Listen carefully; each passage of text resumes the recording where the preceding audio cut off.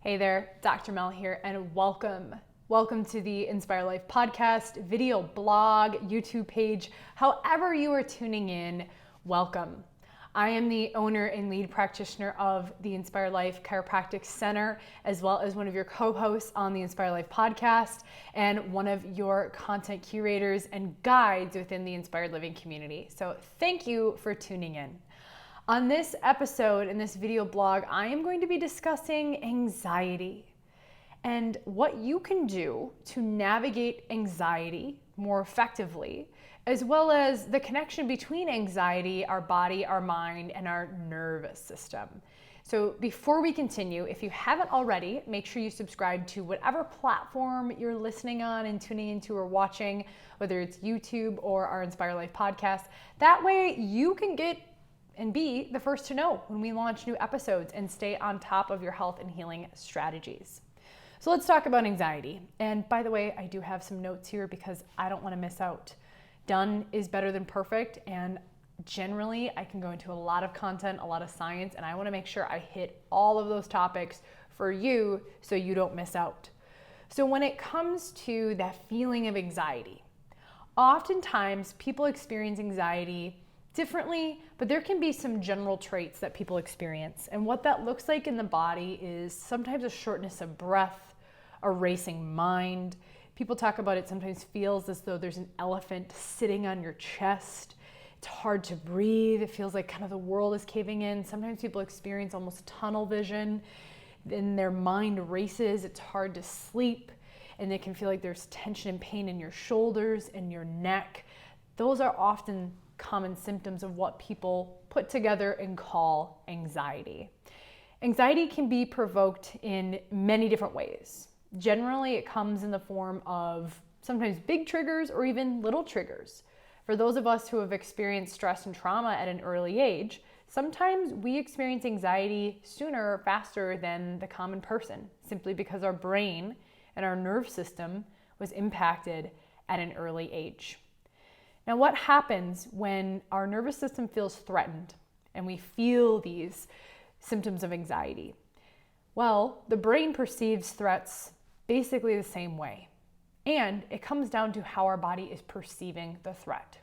So let's say, for example, in this video or in this podcast, a saber-toothed tiger or a bear appeared right in front of me. Well, you better believe that my brain and nervous system is going to experience that as a threat to my survival. And I'm either going to fight it or I'm going to run. So we've all heard when that nervous system feels as though it's threatened, we turn on our fight or flight response, which is intelligent, which is smart. So what happens is our breathing increases, our lungs dilate, our blood flow increases, our eyes dilate so we can see more, experience more. The blood from our gut, from our digestive system, our liver, starts to move into the musculature, into our shoulders, into our arms, into our legs, because the body and the brain is priming the nerve system to either say, you're going to either fight this threat or you're going to run away from it. So we want to make sure we have energy available in our muscles, in our tissues, in our joints to be able to fight or flight. Once that threat goes away, the true threat goes away, we want to make sure that our body comes back to homeostasis. The blood and energy starts to move back to our gut for healing, for digestion, for rest, recovery, all of that. For those of you who are athletes and performance athletes, you know how important it is to have proper sleep, have proper bodily function, and not be stressed all the time. So I wanted to give you that little background as far as what it looks like when the nervous system is threatened and what happens to our physiology and what is normal physiology. Now, here's the thing. If you're living in a modern society at this time, it's 2020, we know that there are also contemporary threats. What do I mean by that? Well, things that actually create a similar stress response, things like anxiety, start to get elevated, even though our survival actually isn't at stake. What do I mean by that? Well, this can look like unanswered emails, unanswered texts, so many projects, deadlines, traffic, finances, relationships, emotions. Here's the thing, are all those things a threat to our survival? No, not immediately at least. But our brain starts to process it as though our survival is being threatened. It processes it the same way. Our breathing increases, we get those tense muscles, the fight or flight response, our eyes dilate, we breathe higher, that energy moves from digestion and sleep and all the things that we need to function well to that fight or flight response. Now, it's not as immediate and it's not as a big impact as, say, an actual animal that's about to tear me apart, but it's these little stressors and these little threats over time that start to build up. And we stay in this chronic state of fight or flight and stress. And long term, that can lead to a myriad of health issues. Things like indigestion, constipation, anxiety, depression, heart issues, lung issues. I see a lot of women who deal with menstrual cycle dysfunction, infertility. Well, why? Because if our nervous system, which is the central nerve system, controls everything in our body, everything in our life, when that system gets stressed out and it flips the switch to fight or flight, well, all those other things that need to be in that calming state start to become compromised.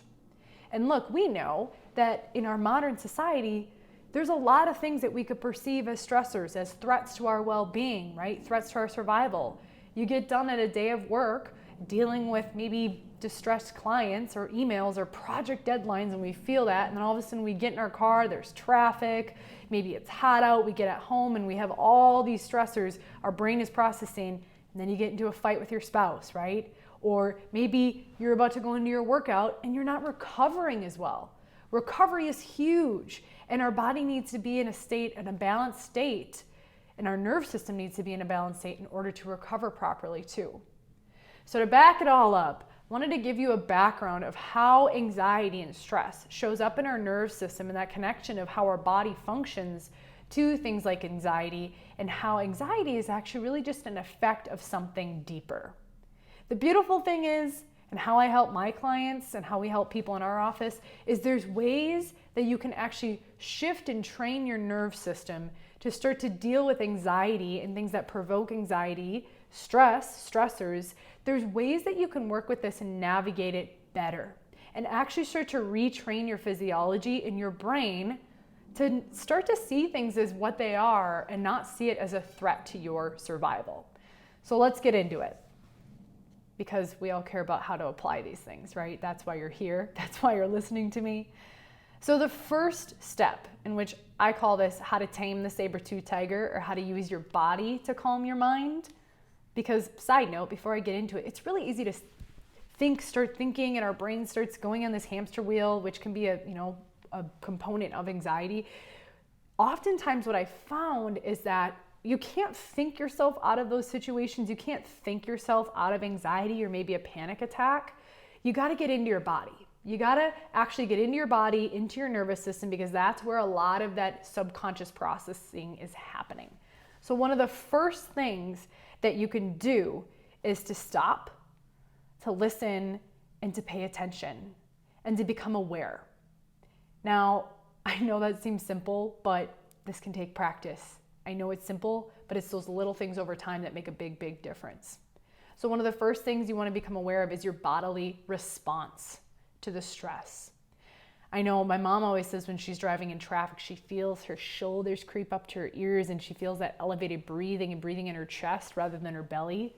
One of the first things you want to do is actually start to notice your posture, notice how your body is responding to the given moment. Say, okay, I notice my shoulders are in my ears. What would happen if I dropped my shoulders down and I took a deep breath into my belly? That's one of the first things you want to start to pay attention to, is how your body's responding to stress, whether it's pain, tension in your shoulders, your neck, that heavy chest feeling, an upset stomach. Listen, everyone is going to respond differently because your body is different than everyone else. So everyone starts to respond or react differently to stress. So you have to start to tune into how you respond to stress. And the more you practice this, the more you're actually going to be able to take your power back. And you're actually retraining your brain to start to pay attention and come back into the now. A lot of anxiety will show up when we're worried about the future. We're worried about how things are going to go. We're losing control. We got to start to bring the body back into a sense of control. And part of that is just tuning in with your bodily responses. It's amazing how many of us are actually really out of tune with our body. So we can actually start to tune in. That is the first and most powerful step to shifting your perspective and navigating anxiety more effectively. So number one is just stop, listen, and pay attention. We have to break this pattern, break the anxiety pattern. You have to essentially pattern interrupt yourself. Your nervous system behaves on patterns. Bringing it back to the neurological connection, your nervous system behaves on past patterns. We learn things, right? We know this in school, or we know this in movement. Those of you who are into exercise and movement patterns, our body remembers how to run, how to walk, how to ride a bike, right? Based on past experiences. And because of past experiences, it will start to almost predict the future to be as effective as possible. So within past experiences in our nerve system, if it's not serving us, causing anxiety, causing that fight or flight response, we need to create a new pattern. It's like training for anything, right? If you're training for a marathon, we have to train the nervous system, and we have to do it in the most effective way.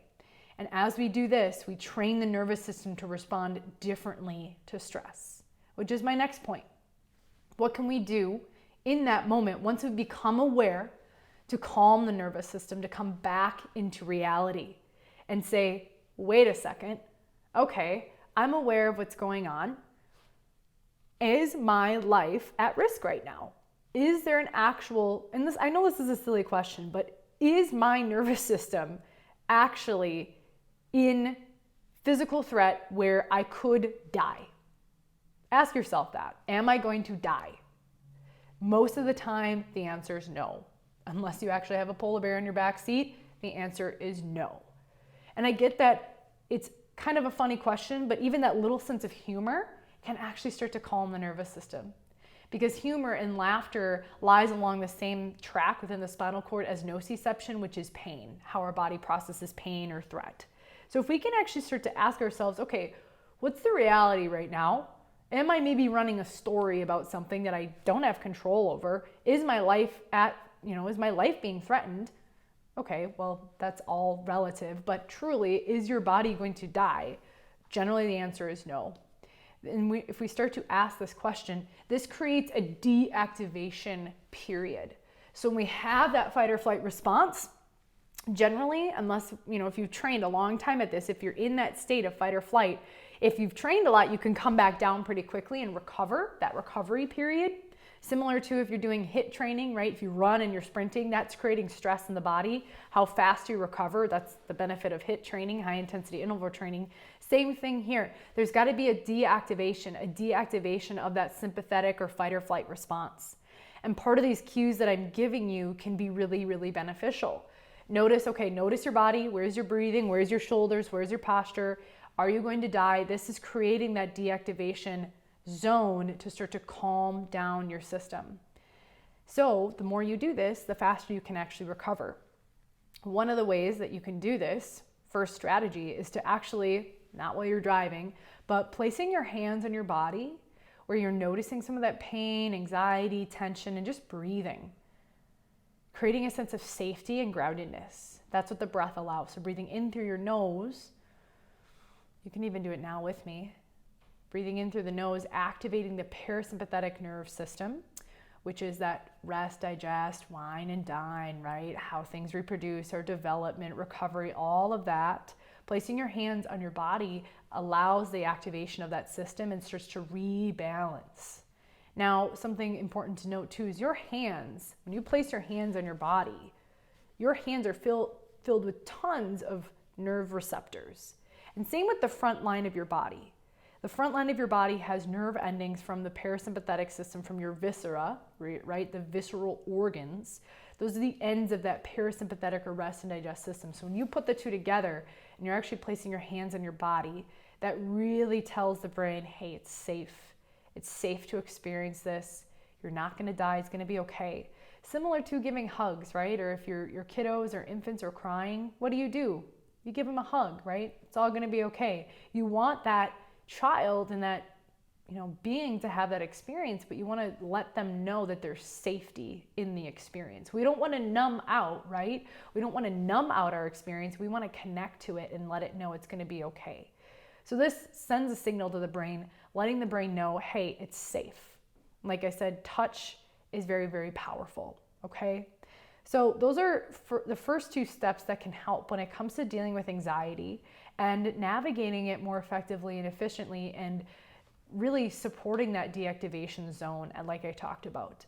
Some other strategies that can help when it comes to calming your nerve system, of course, the way I work with people is through chiropractic care, which is essential in aligning the spine and the nerve system to make sure things are communicating properly, not only from a mental health or anxiety perspective, but also performance, recovery, sleep, digestion, people dealing with headaches, fatigue, all of that. Chiropractic is super powerful in supporting the nerve system to help the body start to function better on its own and from a more natural perspective. So if you have any questions about that, please reach out to me. You can contact our office or contact me personally. There are some other strategies though that can be very powerful that you can do on your own. One of them is journaling. And you don't have to be a writer to journal. In fact, when you journal to help your nervous system, it doesn't even have to make sense. This is where those mindfulness notebooks come in, right? When you're just doodling and moving your fingers and moving your hands. Journaling or micromotor movement, so journaling, writing, playing an instrument, actually helps the emotional processing centers of the brain. And like I said, it doesn't even have to make sense. And it's okay to not be okay. And it's okay to journal about it. I have found this to be super powerful for my clients that I work with to start to actually reflect on their experience and change the narrative that's happening within their body-mind. Another one too, I call it the environmental reset. So if you have the opportunity, let's say you're in an environment and you're noticing triggers, or you're noticing your anxieties kicking in, using some of these strategies, placing your hands on your body, taking a breath, just coming back to your vessel, your body. But if you really feel like it's getting out of control, it's okay to leave the current environment. It's okay to just say, you know what, I'm gonna step out for a second and go for a walk, step outside into nature, make a cup of tea. Just having that pivot moment to do something different can be really, really powerful. And over time, what you'll notice, and of course, it's not that you want to escape the situation, because there's a difference between acknowledging what's happening versus total disassociation. You want to start to look at what in that environment was maybe triggering me. When your body's calm and you can process it a little bit more effectively, you want to look and see if there's anything in that environment or experience that's maybe triggering a past pattern, a past trauma, a past experience. And right now, depending on when you're viewing this video, it's 2020 spring, we're dealing with the COVID-19 outbreak. So there's a lot of cultural stress and things in the world, social media, the environment, that could be triggering old traumas that have yet to be processed, which again is something that I work with people in the office from a bodily perspective. So having that environmental reset can be really powerful in just helping to reset your system, coming back into the now, just taking a break from the experience. You don't have to force yourself into the environment or relive your traumas in order to heal. It's okay to have a reset. Now, I will note too, I am not a licensed mental health therapist, but I am connected to a huge network of people who help people in this perspective. So again, that's something too that, mental health therapy from a natural perspective can be very powerful in helping you change some of those patterns. Meditation and movement are also really great strategies that can help with anxiety. This helps process the energy. Meditation, there's tons of research out there now that helps show how the brain changes and deals with stress better. Movement is a really great way to just process stress, process the day, moving your body, get the blood flowing, clear out those toxins. Any sort of movement, right, feels really good. Well, because you're releasing those feel-good endorphins, and even from a mental health perspective, it's huge. Even 30 minutes, 3 times a week, going on a brisk walk has been shown to have the same effects of anti-anxiety, antidepressant medication. So it's really powerful from a mental health perspective, helping your brain stay calm and learn how to deal with stress better. So again, those are a couple strategies that I share with clients, that I share with people on our pages, on our podcasts, really great ways to help to calm the nervous system. Now, There are a few other that I'll leave you with when it comes to training the brain to deal with stress better. You've heard me say that, shifting your perspective. I mentioned high intensity interval training earlier. So what that means is getting your heart rate up super high and then recovering, giving yourself time to recover. What that can look like is sprinting for a minute and then walking for 2. What this does is it's putting your body in a state of stress, of controlled stress in a moment, gets all those things we talked about, that blood pumping, the heart rate elevated, the lungs dilated. So you're almost creating a sense of stress in your body that's controlled, and then you're allowing that recovery period. If you can actually be in control of the stress that you're creating, you can actually then learn how to deal with stress that maybe you didn't anticipate coming better. So the high intensity interval training is very powerful, very effective. Cold showers. So putting yourself again in a state of stress. Wim Hof method talks about this, and make sure you consult with any practitioners about this to make sure it's safe for you, because everyone has different health things that they're dealing with. But cold showers, again, putting yourself thermal regulation, putting yourself in a different environment for a temporary period, even 30 seconds, going from hot to cold for just 30 seconds can start to train the brain to deal with stress better. And then last, deep breathing. As we mentioned with meditation, hands on the body, just training your body to deal with oxygen and, deal with stress differently when we do some deep breathing, which is a very, very powerful strategy. So I hope this information is of value to you and beneficial, whether you're dealing with anxiety or not. These are things that can just help improve your, everyday well-being beyond. So thanks all for tuning in, and I'm curious, what strategies, post in the comments below or however you're viewing, reach out to us. Let me know what you have found to be effective when it comes to navigating anxiety and taming that fight or flight response. Thank you all for tuning in. I appreciate you. Again, this is Dr. Mel with the Inspire Life podcast and Inspire Life Chiropractic Center. If you have any questions, comments, please reach out to us. And as always, peace, love, and keep inspiring. Bye.